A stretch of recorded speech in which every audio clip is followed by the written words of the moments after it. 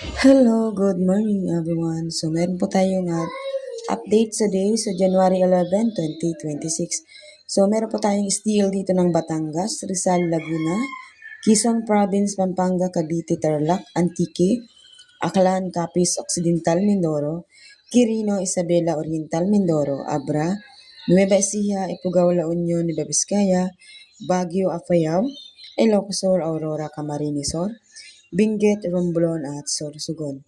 So, dito po tayo guys sa kabila kasi yung iba guys masyadong excited. Gusto agad nila dapat makita nila agad yung kasunod dahil ah, okay, so may sumasabit kasi guys. So, akala kasi nila wala yung lugar nila, di ba? So, masyado silang nagmamadali. Di kayang tapusin yung video. So, ayan guys, meron tayo dyan Negros Occidental, Zambales, Kalinga, Caloocan, Bataan, Angeles, Santiago City, Marinduque, Pasay City, Cagayan, Bulacan, Mount Province, Olongapo, Manila City, Marikina, Ilocos Norte, Naga City, Puerto Princesa, Palawan, Quezon City, Las Piñas, Catanduanes, Parañaque, Pateros, Muntinlupa, Taguig at Camarines Norte. So, ang Camarines Norte guys, nakikita niyo ba?